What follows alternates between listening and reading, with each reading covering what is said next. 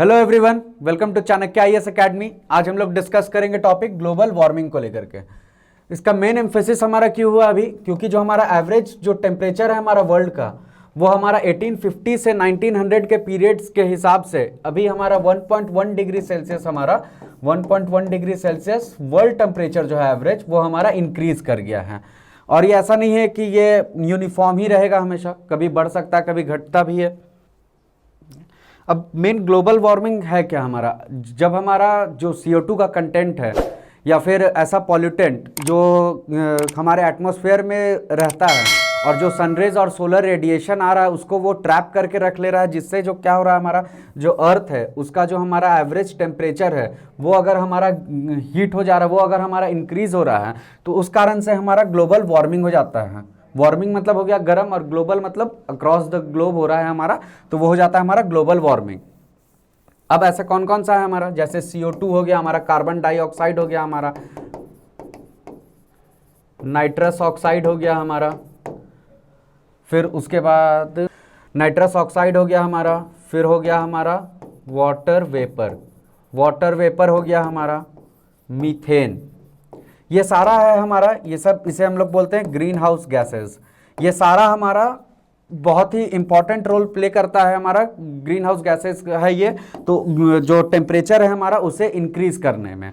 और जिसमें सबसे, अगर आपका ये MCQ में पूछता है कि ग्रीन हाउस गैसेज में सबसे ज़्यादा रोल किसका है हमारा, तो वाटर वेपर जो है हमारा, ये सबसे ज़्यादा रोल प्ले करता है हमारा हीट को ट्रैप करके रखने में।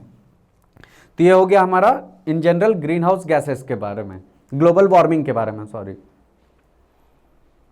अब कॉजेज इसका अगर हम लोग देख लें तो इसका कॉजेज क्या हो जाता है ग्लोबल वार्मिंग का, इसे हम लोग दो पार्ट में देख सकते हैं। एक हो जाएगा हमारा एंथ्रोपोजेनिक और एक हो जाएगा हमारा नेचुरल। एंथ्रोपोजेनिक जो है हमारा, इसमें आ जाएगा हमारा, पहला हो जाएगा हमारा डिफॉरेस्टेशन, दूसरा हो जाएगा हमारा इंक्रीज इन व्हीकल नंबर,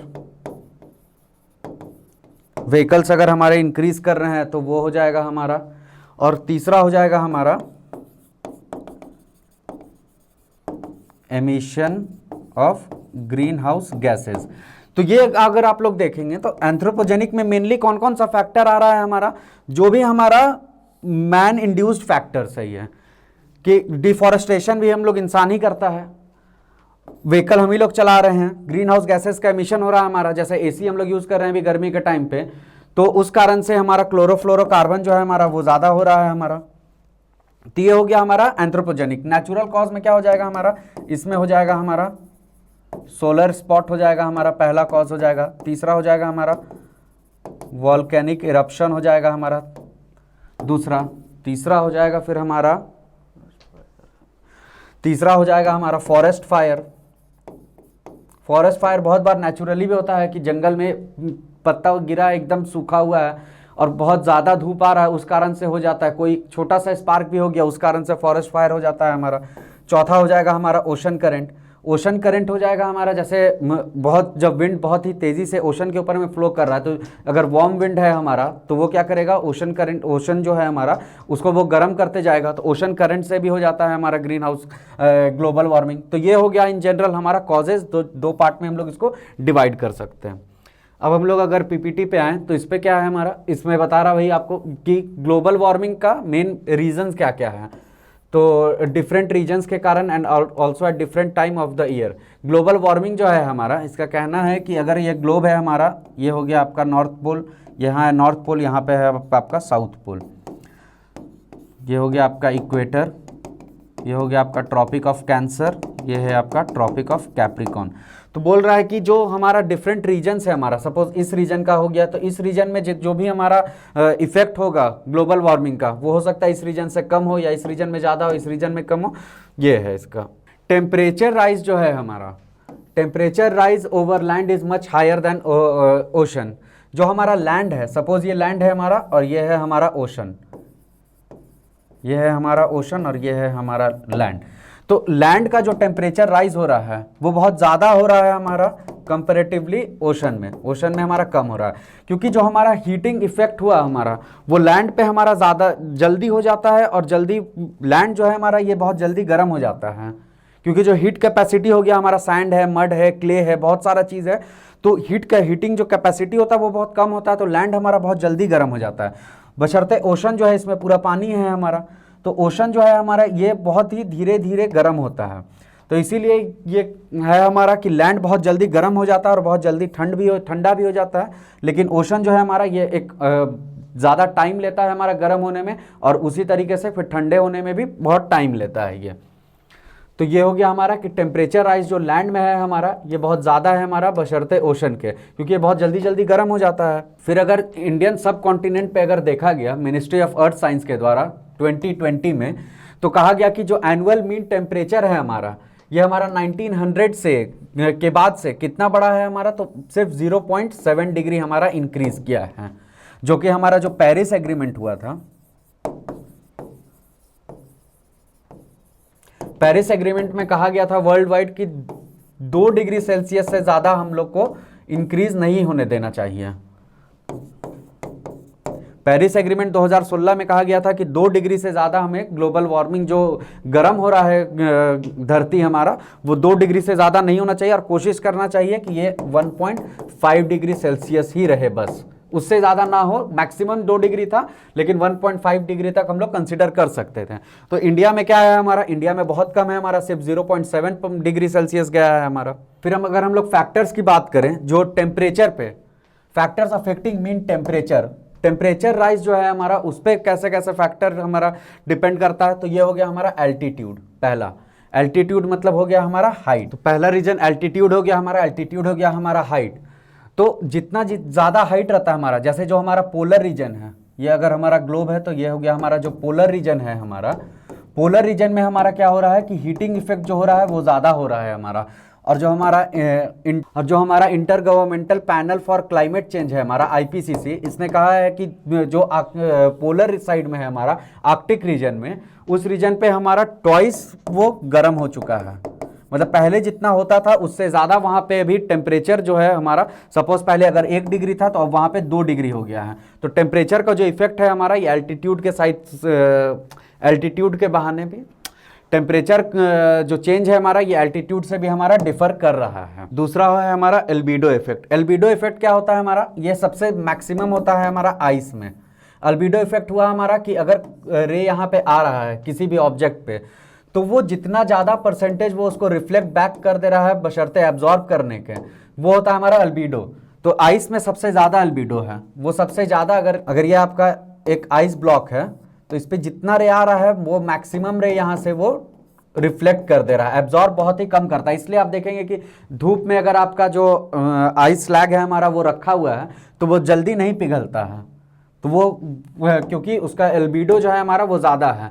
तो अल्बिडो इफेक्ट के कारण भी होता है, जितना ज़्यादा वो रिफ्लेक्ट करते जाएगा सनलाइट को वो एब्जॉर्ब कम करेगा तो गर्म कम होगा। तीसरा हो गया हमारा एरोसोल्स। एरोसोल्स क्या हो जाता है हमारा, जो भी हमारा जो सस्पेंडेड पार्टिकल्स है जो हमारे एटमॉस्फेयर में प्रेजेंट रहते हैं, सस्पेंडेड पार्टिकल्स, उसके कारण वो क्या करते हैं हमारा जो सनरेज आ रहा है, हमारा जो रेडिएशन आ रहा है उसे वो रिफ्लेक्ट बैक कर दे रहे हैं। जो एरोसोल्स है हमारा, जो हमारा एटमॉस्फेयर में सस्पेंडेड पार्टिकल्स हैं, वो क्या करते हैं, बहुत सारा वो एब्जॉर्ब कर लेते हैं या फिर उसको वो सनलाइट या रेडिएशन है उसको वो वापस रिफ्लेक्ट कर देते हैं।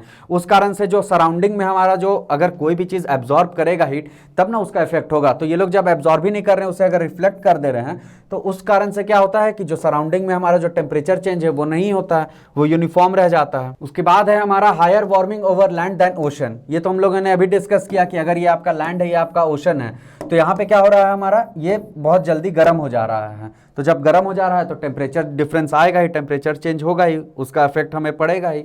फिर ट्रॉपिकल लोकेशन की, ट्रॉपिकल लोकेशन कैसे हो गया हमारा, ये आपका ग्लोब है, ये आपका इक्वेटर है, ये है आपका ट्रॉपिक ऑफ कैप्रिकॉन, और ये है आपका अंटार्कटिक सर्कल, ये है आपका साउथ पोल, ये है आपका आर्कटिक,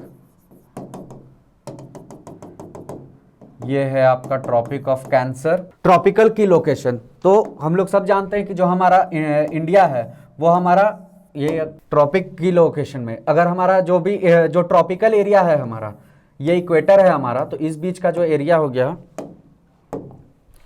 इस बीच का जो हमारा एरिया है, ये पूरा एरिया हम लोग इसे करते हैं ट्रॉपिकल रीजन। और जो हमारा सन है, ये अगर हमारा सन है तो सन हमारा मैक्सिमम जाता है हमारा ये ट्रॉपिक ऑफ कैंसर के पास में, और आता है हमारा ये ट्रॉपिक ऑफ कैप्रिकॉर्न के पास में, तो इसी दूरी पे रहता है। और यहाँ पे सन हमारा, इसका जो इंसोलेशन है हमारा, ये यहाँ पे बहुत हाई रहता है, तो इस कारण से जो ट्रॉपिकल रीजन है हमारा वो ज़्यादा गर्म होते हैं, तो टेम्परेचर जो है हमारा उस पर, ये जो ट्रॉपिकल लोकेशन है हमारा, कि कोई भी प्लानेट या कोई भी जगह जो है वो किस एरिया में है, तो अगर ट्रॉपिकल रीजन में, इसका मतलब है कि ऑब्वियस है कि वो गर्म रहेगा। तो ये हो गया हमारा ट्रॉपिकल लोकेशन की। अब इंडिया में वार्मिंग कम क्यों है हमारा? इंडिया जो है हमारा लेसर वार्मिंग, अभी हमने देखा मात्र 0.7 डिग्री सेल्सियस यहाँ पे हमारा चेंज हुआ है टेम्परेचर। तो इंडिया जो है हमारा वहाँ पे, तो इंडिया में हमारा कम क्यों है टेम्परेचर वार्मिंग? क्योंकि जो इंडिया जो है हमारा ये लो लैटिट्यूड में आ जाता है हमारा, 8 डिग्री 7 मिनट से 36 डिग्री नहीं, छोड़ो ये वाला, इंडिया हमारा लोअर लैटिट्यूड में है, तो इस कारण से वहाँ पे टेम्परेचर हमारा कम रहता है। हमने देखा था कि एल्टीट्यूड के साथ बढ़ता है हमारा। और दूसरा रीज़न है हमारा जो एरोसॉल्स है हमारा, वो इंडिया में बहुत ज़्यादा है, जिस कारण से जो सनलाइट है हमारा वो रिफ्लेक्ट करते जाता है। जब रिफ्लेक्ट कर रहा है हमारा तो यहाँ पे नहीं होगा। फिर एफॉरेस्टेशन हमारा बहुत अच्छा है। फिर इंडिया ने बहुत सारा प्लान लिया था हमारा, जिसके कारण से हमारा इंडिया ने बहुत सारा प्लान लिया था हमारा, जैसे national action plan for climate change, NAPCC, इसमें था आपका नेशनल वाटर मिशन था हमारा, सोलर मिशन है हमारा। इस कारण से इंडिया ने इतने सारे इनिशिएटिव्स लिए हैं हमारा, जिस कारण से हमारा जो ग्लोबल वार्मिंग का इफेक्ट है इन टोटल इंडिया में कम आ रहा है। तो ये इन ऑल था हमारा ग्लोबल वार्मिंग को लेकर के।